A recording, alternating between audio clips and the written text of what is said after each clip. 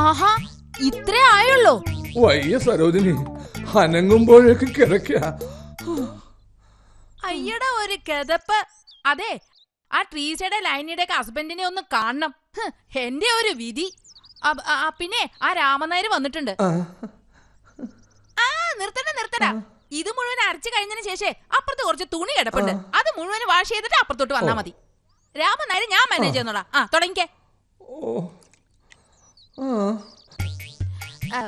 Sorry രാമനായരെ, അദ്ദേഹം exercise ചെയ്തോണ്ടിരിക്കാം. ഇപ്പൊ കൈന്റെ ബലത്തിലുള്ള exercise ആയിട്ടുള്ളേ. ഇനി കാലിന്റെയും വയറിന്റെയും ഒക്കെ ബാലൻസ് എടുക്കുക. എല്ലാം തീർത്തിട്ട് ഇനി അദ്ദേഹം പുറത്തേക്ക് വരികയുള്ളൂ. ഏതായാലും രാമനായർ ഇപ്പൊ പോയിട്ട് ഒരു ഹാഫ് ആൻ അവർ കഴിഞ്ഞിട്ട് തിരിച്ചു വന്നാ മതി. അപ്പൊ പിന്നെ എല്ലാം റെഡിയാവും കേട്ടോ. ഓക്കെ.